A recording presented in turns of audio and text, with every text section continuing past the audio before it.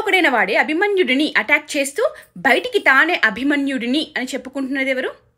తరతరాలుగా దేశాన్ని విభజించి పాలించాలని, ముఖ్యంగా హిందువులను విడదీయాలనే కుటిల స్వభావం ఇప్పుడు పార్లమెంట్కి చేరిందా? ఇంతకీ ఈ యూత్ ఐకాన్ కులమేంటి? What is your caste Pappu అని ఎందుకు ట్రెండ్ అవుతుంది? వైనాడ్లో 100 మంది ప్రాణాలు పోయాయి. ఆన్ గ్రౌండ్ దిగి కాపాడుతున్న వారి జాతి, కులం కూడా తెలిస్తేనే సాయం తీసుకుంటున్నారా? పొద్దున లేస్తే రాత్రి వరకు కులం కులం అని కులాల్లో కుంపటి పెట్టడానికి ప్రయత్నించేదెవరు? పార్లమెంట్ సాక్షిగా అవకాశం రాగానే బురద చల్లేయాలి, ఆ బురదని తుడుచుకొని క్లీన్ చేసుకునే టైంలో ఈ బురద చల్లిన వాడిని హీరోగా ప్రొజెక్ట్ చేస్తారు సో కాల్డ్ యూట్యూబర్లు.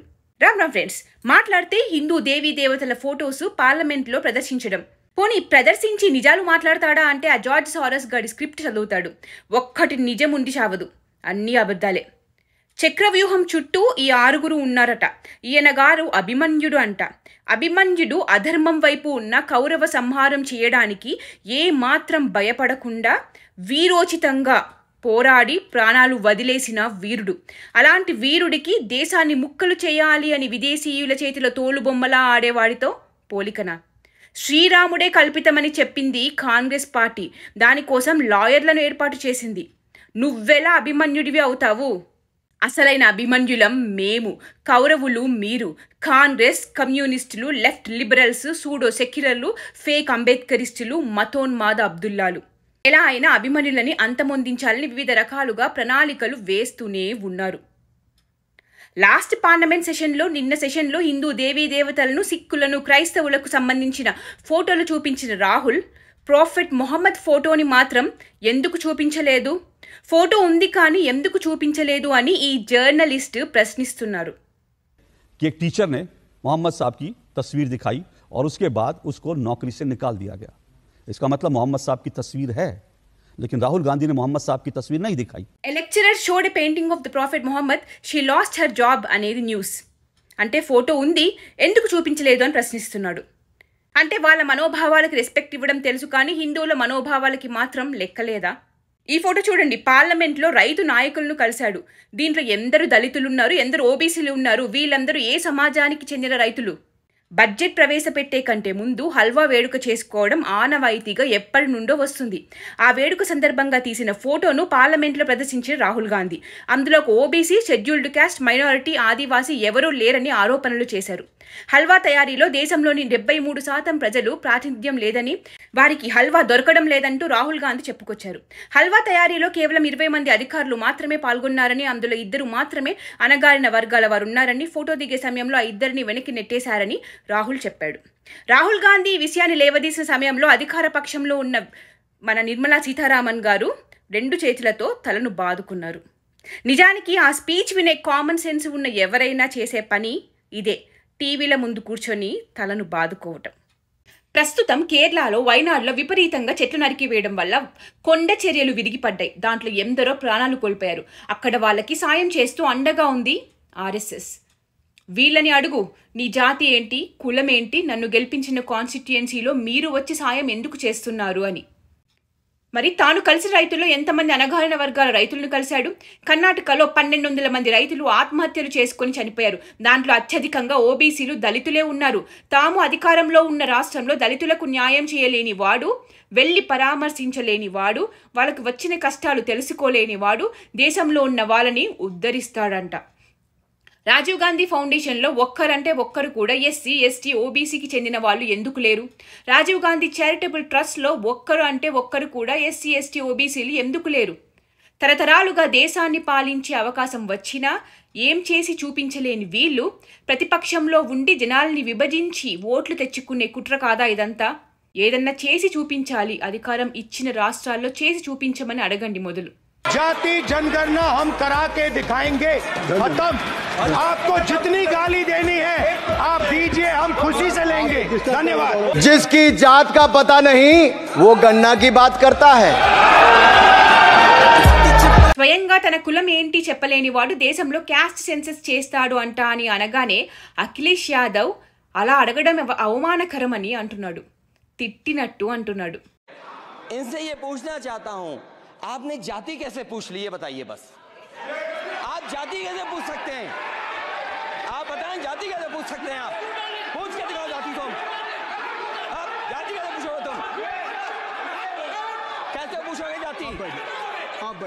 वो सारे देश के लोगों की जाति पूछना चाहते हैं, ये पूरे देशवासियों को गाली नहीं है क्या? समझे, उन लोगों की डबल स्टैंडर्ड्स है. प्रेस मीट पेड़ते दांట్లో కులం అడుగుతారు.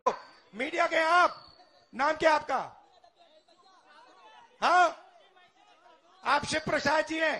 आपके मालिक का क्या नाम है? आपके मालिक का क्या नाम है? क्या नाम है? नाम बताओ, नाम बताओ.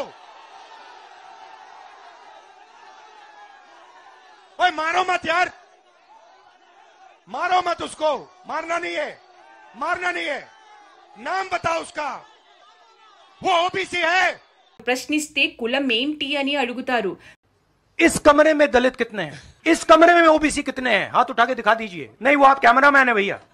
మీటింగ్లు పెట్టి దాంట్లో కూడా ఎవరైనా వచ్చి ప్రశ్నిస్తే నీ కులమేంటి, నువ్వెవరి దగ్గర పనిచేస్తున్నావు, నీ యాజమాని కులమేంటి, ఎక్కడికి వెళ్ళినా ఈ కులపిచ్చి కులం గురించి ఇదే మాట్లాడతారు. అదే మీ కులం ఏంటి అని అడిగితే ఒళ్ళు మండిపోతుంది వీళ్ళకి. అఖిలేష్ యాదవ్ మళ్ళీ అగ్నివీర్ గురించి మాట్లాడుతూ మిలిటరీ స్కూల్లో చదివిన నాకు తెలుసు మిలిటరీ గురించి అంట.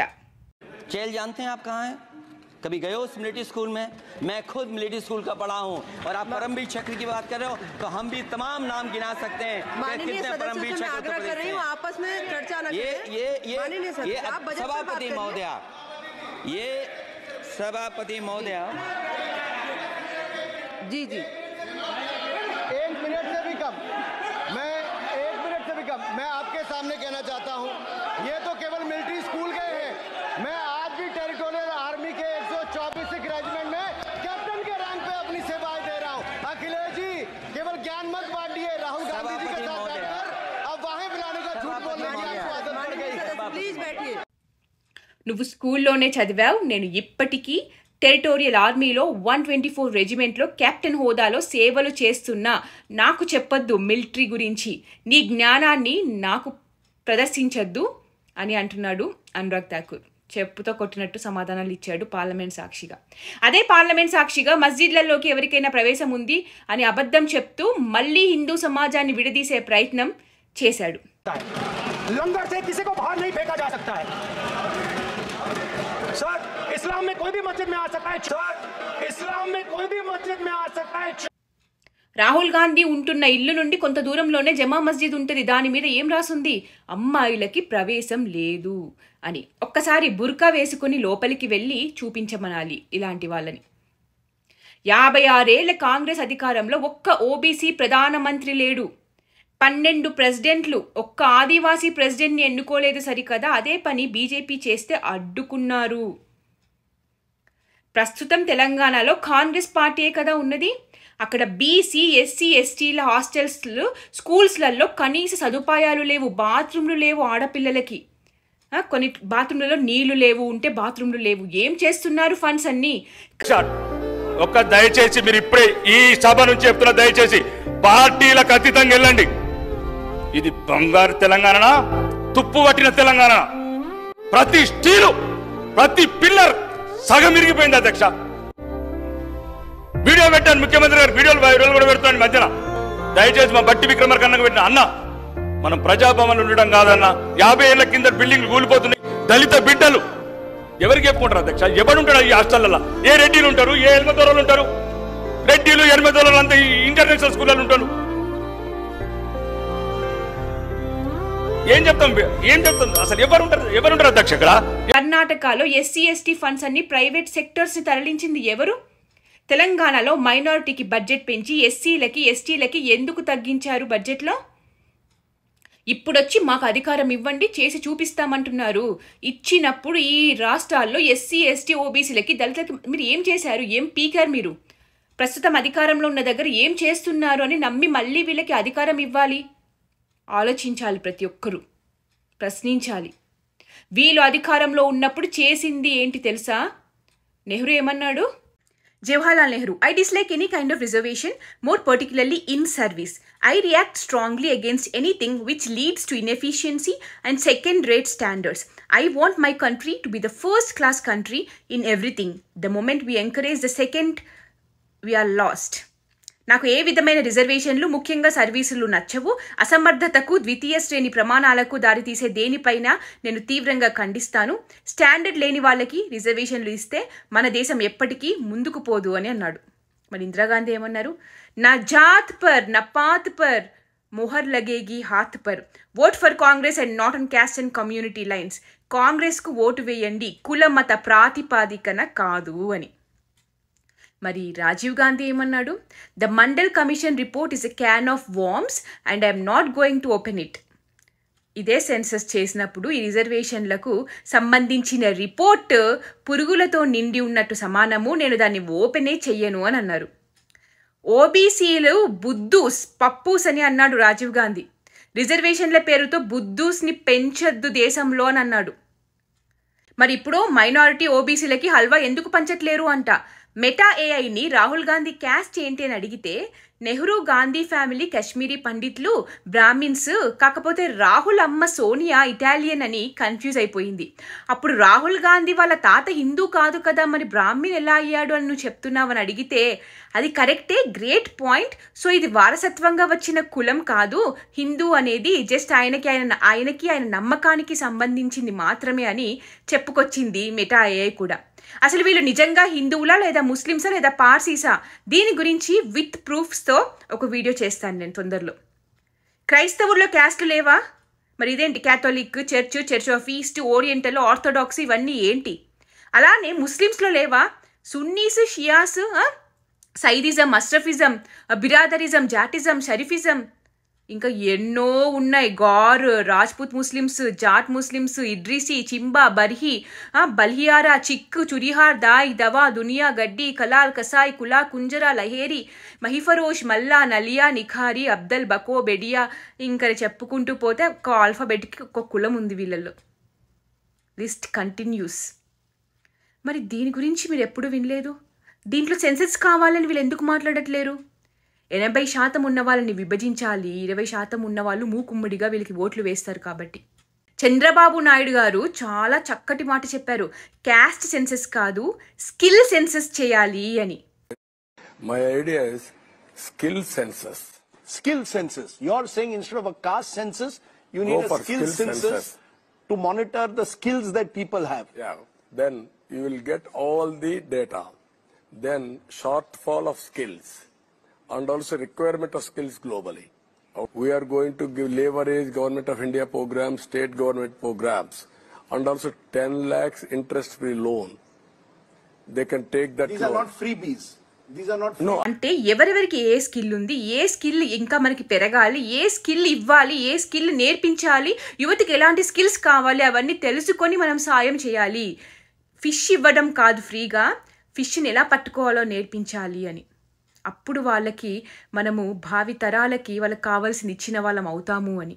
దానివల్ల వెల్త్ అంటే సంపదని సృష్టించవచ్చు దేశానికి అని చాలా చక్కగా చెప్పారు. ఆ మాత్రం కామన్ సెన్స్ కూడా లేదు ఈ లీడర్ ఆఫ్ అపోజిషన్కి.